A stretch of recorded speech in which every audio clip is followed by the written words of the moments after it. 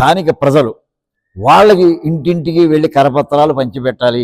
శంకరాచార్య వారి జీవితం ఫలానా చోట పుట్టారు, ఆయన ఇన్ని పుస్తకాలు రాశారు, ఇంత సేవ చేశారు, 3 వాక్యాలు చాలండి, వాటి మీద కరపత్రం వేయడం జరిగింది.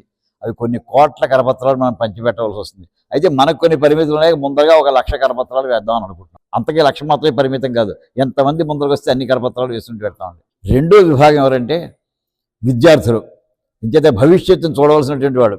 దురదృష్టవశాత్తు ఈవేళ సమాజంలో ఉన్న మిగతా విద్యా కేంద్రాల్లో విద్యా బోధన విధానం ఎలా ఉందంటే వాళ్ళు ఏబిసిడీల్లో టిక్కులు పెట్టేటటువంటి పద్ధతిని నేర్పుతున్నారు తప్ప అసలు విషయాన్ని గ్రహించట్లేదు. వాళ్ళకి కొన్ని ఫిజిక్స్, కెమిస్ట్రీ ఆ సబ్జెక్ట్ కూడా రావట్లేదు, ఆధ్యాత్మికత ఎలాగా లేదు.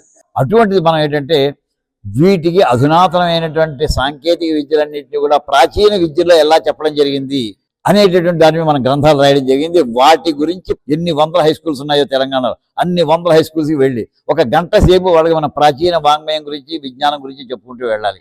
వాళ్ళ జీవాత్మ పరమాత్మ వాళ్ళకి ఆ వేళ ధ్యేయం కాకపోవచ్చు, వాళ్ళకి ఈవేళ A+B² కావచ్చు. అక్కడి నుంచే ప్రారంభిస్తాం. దానికి శంకరాచార్య వారు చెప్పినటువంటి దానికి సంధానం చేసుకుంటూ వెళ్తాం. ఆ రకంగా వారికి విద్యార్థులందరికీ కూడా శంకరాచార్య వారికి జీవిత చరిత్ర తెలియాలి. వారు రాసినటువంటి అనేక వందల వేల శ్లోకాల్లో కనీసం కొన్ని 25 శ్లోకాలు వారికి కంఠస్థం చేయించాలి. దానికి సంబంధించి పుస్తకాలు కూడా తయారు చేయడం జరిగిందండి. వారి జీవిత చరిత్ర గురించి, వారు చెప్పినటువంటి ఉపదేశాలు ఏమిటి, సింపుల్ వాక్యాల్లో ఎవరు ఏ పనులు చేస్తూ ఉండాలి, అలాంటి 1 శ్లోకాన్ని నేర్పుదాం. ఇలాగా వాళ్ళు ఇవన్నీ కలిపి ఒక పుస్తకం వేసామండి. అటువంటి పుస్తకాలు కూడా శాంపుల్కి వేయడం ప్రారంభం. ఇప్పుడు 3,000 కాపీలు వేసామండి. 1,00,000 కాపీలు కనీసం పంచిపెడదామని ప్రయత్నంలో ఉన్నాం. ఖర్చు అవుతుంది. దైవానుగ్రహం అంటే కోటి ఏమిటండి, అనంత కోటిలో ఆయన అనంత కోటి బ్రహ్మాండ నాయకుడు. ఆయన ఎంత వీలైతే ఎంత ఆయన అనుగ్రహిస్తే అంతా చేసుకుంటూ వెళదామండి.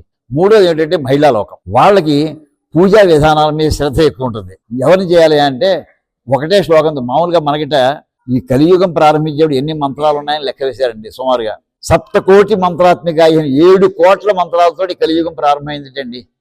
అనంతవై వేదములు అనంతములే, కానీ మనకి అందించినటువంటి 7 కోటి మంత్రాలు అందిస్తే ఈ మంత్రాలని సాధ్యమైనంత ఎన్నో నేర్చుకుని ఏమంటే ఇంకా ఎక్కడికైనా అవుతాయా, ఆఖరి మంత్రం ఏంటో చెప్పండి అని అన్నట ఓ విద్యార్థి.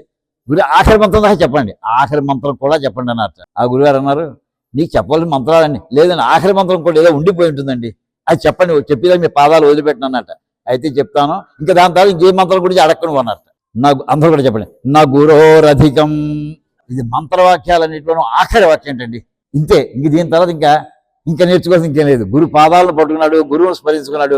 ఆ గురువే గురుర్ బ్రహ్మ, గురుర్ విష్ణు, గురుర్ దేవో మహేశ్వర. అది ఇప్పుడు మనం ఈ రథయాత్రకి ప్రధాన మంత్రంగా స్వీకరించడం జరిగిందండి.